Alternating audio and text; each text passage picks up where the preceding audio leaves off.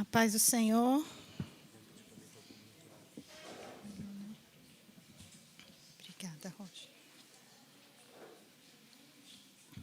Está dando para ouvir? Amém? Vamos continuar, então, a nossa meditação das cartas do Apocalipse. Hoje nós vamos ler a carta do nosso Senhor Jesus à igreja de Filadélfia, capítulo 3, versículo 7.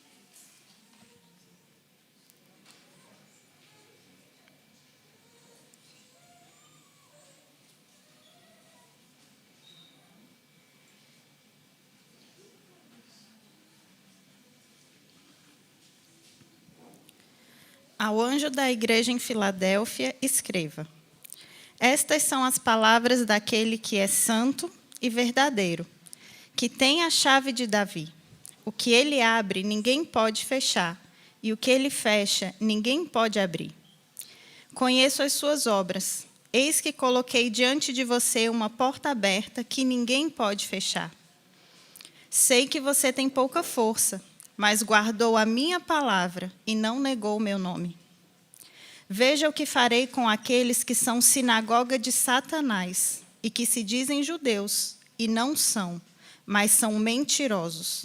Farei que se prostrem aos seus pés e reconheçam que eu amei. Visto que você guardou a minha palavra de exortação à perseverança, eu também o guardarei da hora da provação que está por vir sobre todo o mundo, para pôr à prova os que habitam na terra. Venho em breve, retenha o que você tem, para que ninguém tome a sua coroa. Farei do vencedor uma coluna no santuário do meu Deus, e dali ele jamais sairá. Escreverei nele o nome do meu Deus, o nome da cidade do meu Deus, a nova Jerusalém que desce do céu da parte de Deus. E também escreverei nele o meu novo nome. Aquele que tem ouvidos, ouça o que o Espírito diz às igrejas. Amém. Senhor, nós nos colocamos em Tua presença mais uma vez nessa manhã, Pai. Clamamos pela companhia do Teu Espírito Santo, compreendendo essas letras e transformando, Senhor, esse texto numa palavra viva, verdadeira, que exorte, que console os nossos corações. Que seja palavra santa do Senhor para os nossos corações nessa manhã. Vem nos ajudar a compreender, vem nos revelar a Ti mesmo por meio dessa palavra, a Tua vontade, o Teu coração, porque é isso que buscamos nessa manhã, é disso que precisamos. Alimenta a nossa alma, o nosso espírito e traz vigor ao nosso corpo, Senhor, restaurando a nossa fé e a nossa esperança nessa palavra que é viva, eterna e verdadeira. Em nome de Jesus. Amém. Então, nós já começamos. Para quem está com a gente a primeira vez, nós estamos lendo todas as cartas que o Senhor Jesus revelou ali para João, no livro de Apocalipse. Estamos agora na carta à igreja de Filadélfia. E uma coisa que a gente vai perceber é que existem muitos paralelos entre as cartas. E o primeiro deles é que em todas Jesus se apresenta de uma forma específica para aquela igreja. E aqui Jesus está se apresentando com 3 características específicas: o santo, o verdadeiro e o que tem a chave de Davi. Então, ele está se colocando como a verdade, como Deus e reivindicando uma autoridade. E essa carta está sendo dirigida a um lugar, a um povo e a um contexto específico. E nós já vimos também nas outras cartas que quando Jesus vai ali se comunicando com essas igrejas, ele fala daquilo que elas entendem. Ele entra no contexto delas. Ele diz ali: eu conheço as suas obras, eu sei o que está acontecendo. Então, Jesus se comunica de uma forma muito pessoal com essas igrejas. Então, ele vai dando ali, vai fazendo comparações, vai usando metáforas, vai trazendo uma linguagem que, para aquele povo naquela época, era muito fácil de entender e tinha muitos significados. E é isso que a gente vai tentar explorar um pouco nessa manhã. Então, por isso, nós precisamos entender um pouco do contexto de Filadélfia. Filadélfia era uma cidade que era conhecida como Porta do Oriente. Então, vocês vão ver que hoje a gente vai usar bastante essas palavras, porta, chave, porque essa cidade ficava ali muito perto do porto e ela foi criada para difundir a cultura helenística naquele povo, naquela época. Então, era uma cidade de cultura e sociedade tipicamente fracas, porque eles tinham uma cultura de outro lugar sendo implementada ali nela, a língua grega, a filosofia. Então, essa cidade foi criada para expandir esses conhecimentos ali, para que aquelas cidades ao redor, todo mundo tivesse ali falando a mesma língua, conhecendo as mesmas coisas, para que ficasse aquela região, para que todo mundo pudesse se comunicar. Então, aquela cidade era conhecida como a Porta do Oriente. Então, ela dependia de Roma, ela não era uma cidade autossuficiente, então, assim, financeiramente, ela não se sustentava sozinha, e ainda tinha outro grande problema, ela era frequentemente alvo de terremotos. Então, era uma cidade que ruía frequentemente. Então, as estruturas elas precisavam ser reconstruídas. Então, era uma cidade que estava sempre precisando de ajuda externa. E, em gratidão a essas pessoas que ajudavam essa cidade mudou de nome 2 vezes. Ela se chamou Nova Cesareia, que era Nova Cidade de César, agradecendo por uma vez em que ela foi reconstruída. E depois ela se chamou Flávia, que era uma homenagem a um outro imperador, que também ajudou ali na reconstrução e no fortalecimento dessa cidade. Então, por si só, nós podemos ver 2 características dessa cidade. Ela era fraca e instável. E quando Jesus vem falar aqui com esse povo, ele diz, eu sei que você é fraco. E quem coloca diante de você uma porta aberta, sou eu.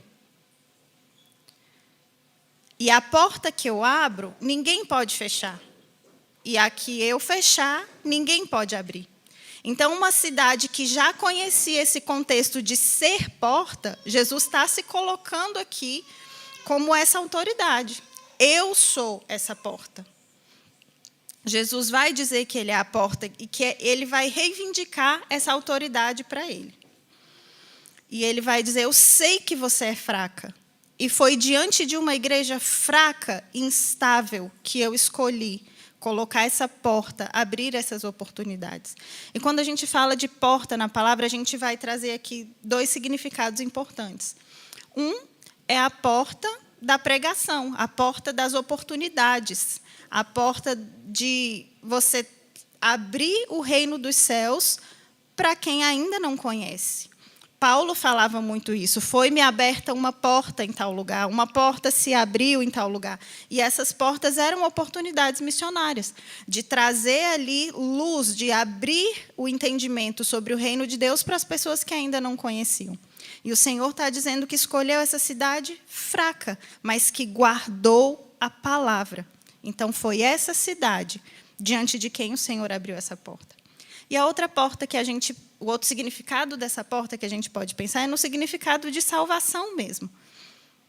Da porta do reino de Deus que se abre para nós. Da porta que é Jesus que nos dá acesso ao Senhor. E essa igreja que não negou o nome do Senhor, mesmo sendo fraca e instável, foi diante dela que o Senhor escolheu colocar ali uma porta aberta.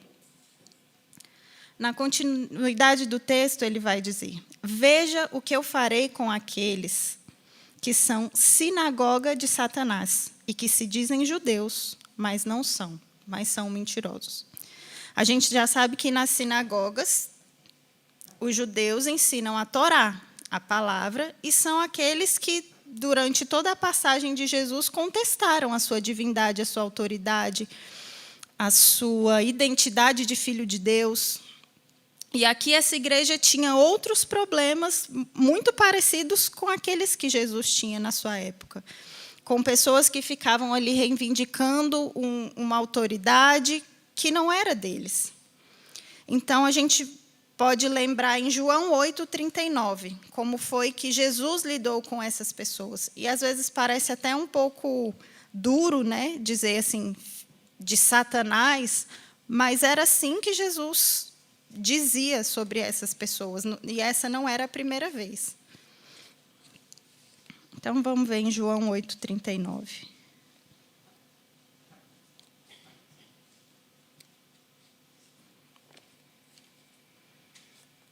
Aqui Jesus está discutindo com esses mestres da lei, de novo, né? Essas pessoas que se dizem ali os guardiões. Abraão é nosso pai, responderam eles. Disse Jesus: se vocês fossem filhos de Abraão, fariam as obras que Abraão fez.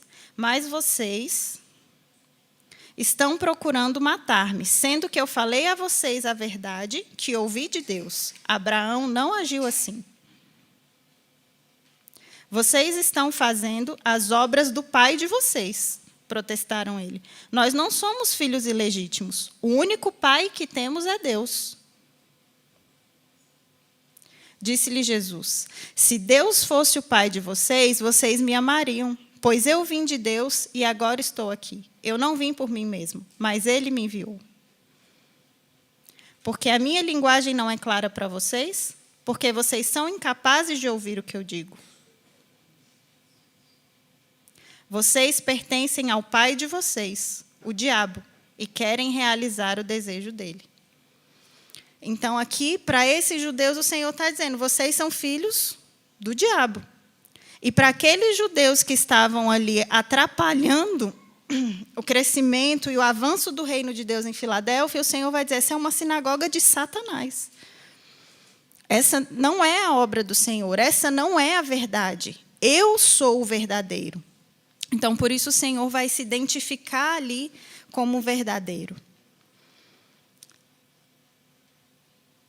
E esse embate, essa disputa, ela foi muito presente nas primeiras igrejas, porque essas igrejas elas cresciam muitas vezes ali nesse meio judaico. Houve a conversão de muitos judeus, muitos creram no Senhor. Então, esses embates eram frequentes, e Paulo também fala sobre isso. Vamos para Gálatas 3:7.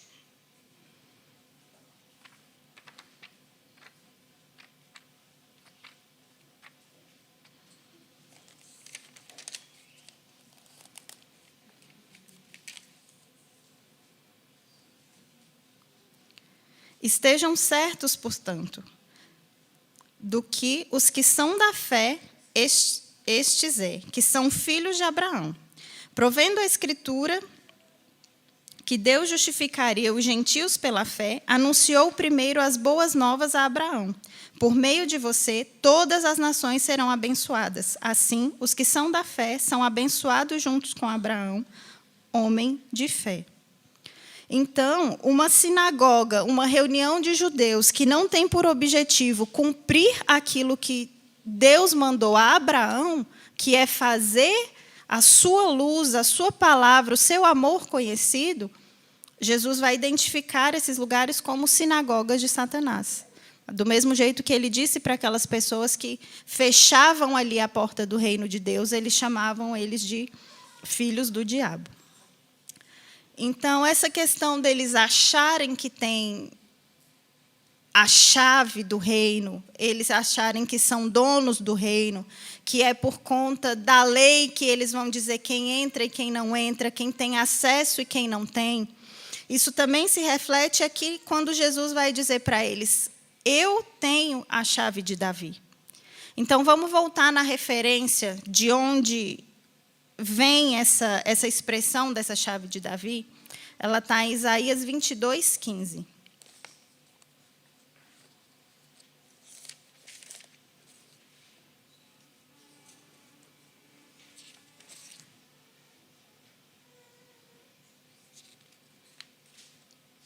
Nesse texto, Sebna era o mordomo do rei, era o servo mais importante e era aquele que tinha a autoridade para dizer quem entra e quem sai da presença de Deus, quem tem de Deus, do rei, né? Aqui a gente está falando do rei. Então, esse servo era aquele que cuidava disso, que dava acesso e tirava acesso, que abria a porta e fechava a porta, que dizia quem poderia se encontrar com o rei. E aqui esse primeiro é Sebna. E o Senhor diz para ele: vá dizer a Sebna, o administrador do palácio, que faz você aqui? Quem deu a você permissão para abrir aqui um túmulo? Você que está lavrando do alto do monte e talhando na rocha o seu lugar de descanso? Veja que o Senhor vai agarrar você e atirar-o para bem longe, ó homem poderoso. Ele o embrulhará como uma bola e o atirará num vasto campo. Lá você morrerá e os seus poderosos carros se tornarão vergonha da casa do Senhor. Eu o demitirei das suas funções, do seu cargo, e você será deposto. Naquele dia convocarei o meu servo Eliaquim, filho de Hilquias. Eu o vestirei com um manto que pertencia a você. Com o seu cinto o revestirei de força, e a ele entregarei a autoridade que você exercia. Ele será um pai para os habitantes de Jerusalém e para os moradores de Judá. Porei sobre os ombros dele a chave do reino de Davi. O que ele abrir, ninguém poderá fechar, e o que ele fechar, ninguém conseguirá abrir. Eu o fincarei com uma estaca em terreno firme. Então, essa é a referência que Jesus está usando, que aquela igreja entendia, que eles sabiam do que ele estava falando. Então, aquele que estava aqui, Sebna, como essa autoridade, com esse poder, ele cresceu em si mesmo. Ele estava dando glória para si mesmo. Ele estava construindo um túmulo para ser lembrado. Então, quando o Senhor viu ele fazendo isso, já falou: chega, sai daí, o lugar não é seu, porque o objetivo não é esse. A glória não é sua. Então, eu vou colocar Eliaquim, da tribo de Judá, da descendência messiânica, da autoridade reivindicada por Jesus, como sendo aquele que tem a chave de Davi. Então, aqui Jesus está dizendo: sou eu que digo quem entra e quem não entra. A autoridade é minha. Não tem sinagoga de Satanás que vai dizer quem vai acessar e quem não vai o reino do meu Pai. Eu venci. Eu fiz o que precisava ser feito e sou eu quem abro essa porta. Então, essa porta da salvação, Jesus reivindica essa autoridade. E essa igreja entende essas palavras do Senhor. Quando Jesus fala aqui também sobre Eliaquim, ele vai dizer que ele seria uma estaca firme, forte. E são coisas que essa igreja não conhece por si mesma. Então, essa igreja vai precisar entender que na sua fraqueza, que na sua instabilidade, existe um rei com autoridade, força e verdade que vai prover isso para essa igreja. Mais na frente, no texto, o Senhor vai dizer que escreverá, que fará dessa igreja uma coluna. Como é que uma igreja forte e instável pode ser coluna? Mas essa é a promessa do Senhor. Porque é justamente assim que Deus faz, na nossa instabilidade, na nossa insegurança, na nossa fraqueza, para que Ele seja glorificado, para que o nome dEle seja visto. E aqui, aqueles que ajudaram aquela cidade a se reconstruir várias vezes foram ganhando nome nessa cidade, Nova Cesareia, Flávio. E aqui no final do texto o Senhor vai dizendo: eu escreverei nessa coluna o meu nome, o nome do meu Pai e o nome da cidade do meu Pai. Então, quem vai ser glorificado, quem vai ser honrado, quem vai levar os méritos, quem vai ter os louros de tudo que acontece aqui, é o Senhor Jesus. O que essa igreja faz é guardar a palavra. E ele diz isso 2 vezes. Então, o Senhor não está exigindo de nós que nós sejamos fortes. Em alguns momentos, nós não somos mesmo. E essa palavra me alcança à medida em que eu me sinto fraca, instável. E o Senhor me alcança dizendo: só guarda a palavra. Continua guardando a palavra. E Ele tem sido essa força, essa estabilidade. Eu não sei por quantos terremotos você tem passado. Terremotos emocionais, às vezes terremotos na sua família, às vezes todo mundo olha por fora e tá bom, tem uma rachadurinha ali, mas está de pé. E você nem sabe como está de pé. Só você sabe os terremotos que você tem vivido, as instabilidades que você tem atravessado. Mas o Senhor é esse que nos diz: eu vou te colocar como coluna. Eu vou te fortalecer, eu vou te estabilizar. E é assim que a gente se sente nas mãos do Senhor. Enquanto a gente guarda essa palavra, tudo ao redor desmorona. E às vezes a gente mesmo desmorona. E Ele vem, reconstrói, coloca o nome dEle. E diz: existe um propósito, a força, a estabilidade. O que eu quero fazer com a sua vida, sou eu que faço. Ainda que você não tenha força agora, ainda que você não consiga, guarda a palavra. E Ele vai dizer lá de novo: guarda o que eu te dei, não deixe ninguém tomar a sua coroa.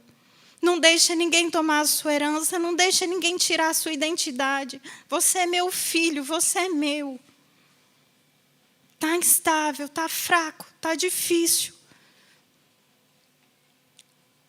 E nas outras cartas o Senhor traz repreensões, e nessa carta o Senhor não traz. Essa não é uma carta de repreensão.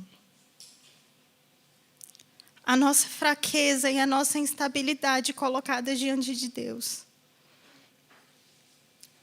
não vai nos levar a ser repreendidos pelo Senhor.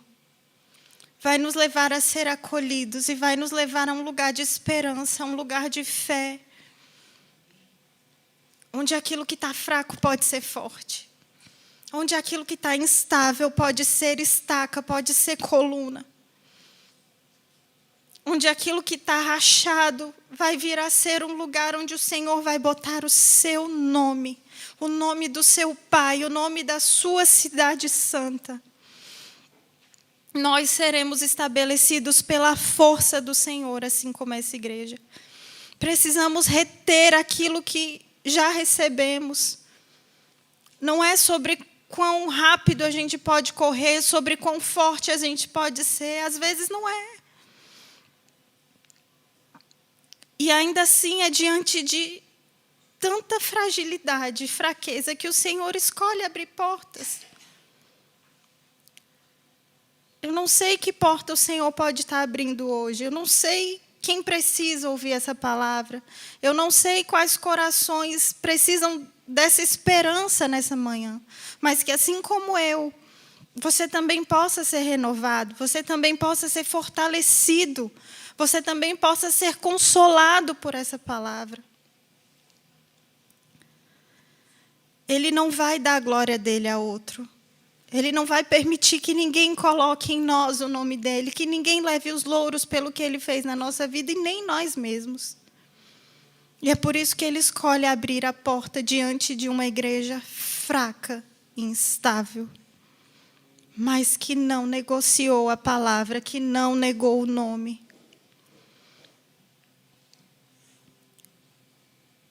Que nós sejamos essa porta também. Nunca agindo como sinagoga de Satanás, colocando dificuldades, colocando barreiras, fechando as portas do reino para quem quer que seja. Porque os filhos de Deus não agem assim. Porque os filhos de Deus conhecem quem é a porta, conhecem aquele que tem a chave de Davi. E a estabilidade da nossa vida está na segurança de que isso tudo é verdade. Porque ele diz lá no começo: eu sou o verdadeiro. E é por isso que você pode ficar firme. E é por isso que você pode ter segurança. E é por isso que você pode confiar em mim. Eu sou o santo, o verdadeiro, e a chave é minha. Não pertence, eu nunca darei a outro. A autoridade messiânica, aquela que o Senhor Jesus prometeu ao filho de Davi, pertence a Jesus. E quando a gente vai ver mais para frente, em Apocalipse 21, Jesus vai estar contando ali como é a Nova Jerusalém.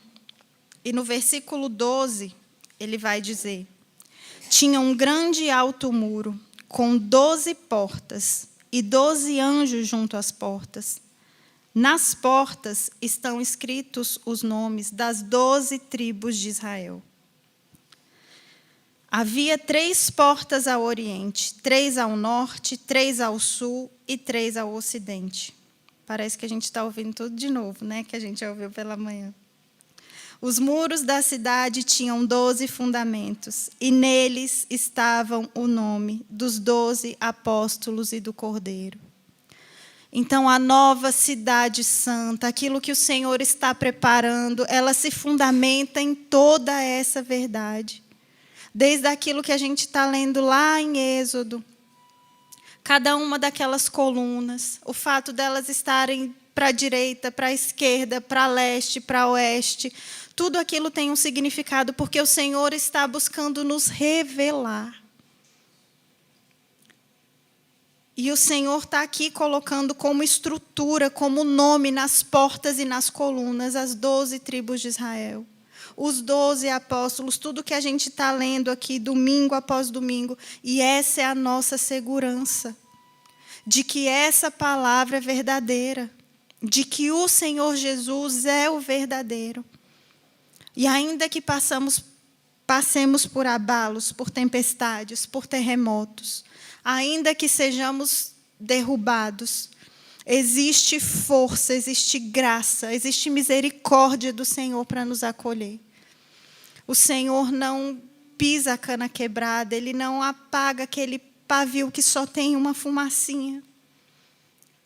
A gente não sabe quão fraca estava essa igreja, mas na presença do Senhor ela foi colocada num lugar de honra.